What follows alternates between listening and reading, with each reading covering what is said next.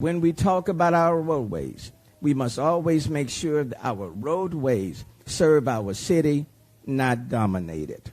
We must use our roadways to support our community, the people who live here and the businesses they serve, and not overwhelm us with traffic, concrete, and noise.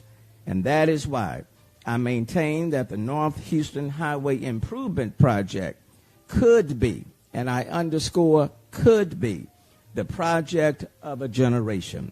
And it could be, and I underscore could be, transformational. Transformational if it's done right.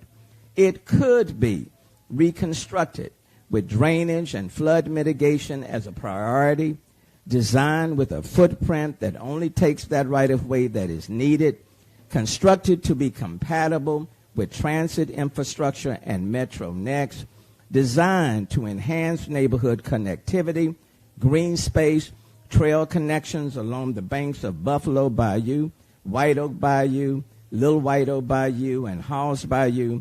And the construction comes with a firm commitment to provide just compensation for all relocations and displacements, especially as it relates to housing. Over the last 30 days, Chairman Bruce Bugg and I have met in person and have had several conversations in hopes of moving this project forward. Those discussions continue. And Elijah, it is my hope that if we genuinely work together in good faith, recognizing that the community input is important, that what happens in this city is important, that this project can move forward. We must keep in our vision in mind. Houston is a destination city. Houston is a multimodal city. And Houston is not just a city of roads. And the way we have done things in the past, over the decades, will not represent the future of our city. This is a different time, and we must do things differently. I want the I-45 project to move forward. Let there be no mistake about it. I want it to be built. I believe it can be transformational, but it must be done in collaboration, in partnership with Houston and Harris County, and not without their support. And so I hope that TxDOT and all of those in the region will work with us to move it forward. I have been in office for some 30 years. I have worked with TxDOT, Elijah, over the decades. And in most cases, we have been able to reach a meeting in the minds. And I believe there's an opportunity here, and I'm hoping that we can find it. And it's my hope and my prayer that when it comes to funding and designing our systems, that it's not a partisan issue, but it's simply an issue of what we need to move us forward. This is an opportunity to do something transformational. I will tell you, in the remaining 2.5 years that I have left, I will regret if we don't take full advantage of the opportunities that currently exist. I hope that what's playing out on the national scene and even on the state scene will not play out locally. If we do that, we will all miss.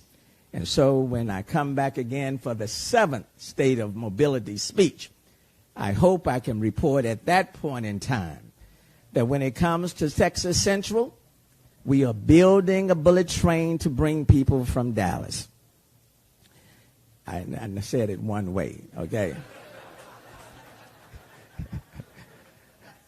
Now, when it comes to the I-40 project, that we are building, reconstructing a highway system that will mitigate the risk of flooding that occurs right now. Because for those of us who drive up and down I-45, if it rains, I-45 and Main will flood.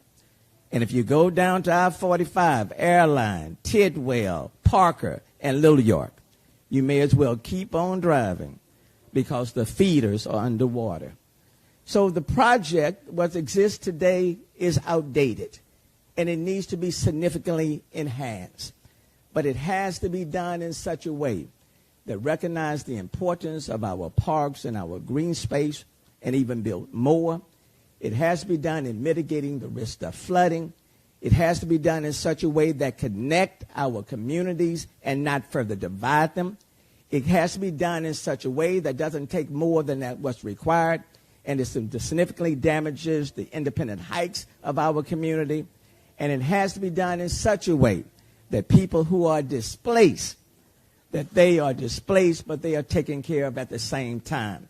If we are willing to make those commitments, then I believe the next time we meet, then we can say that project is moving forward, because quite frankly, it should.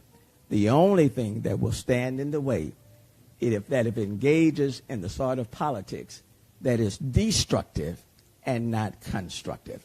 And quite frankly, that is not the Houston way.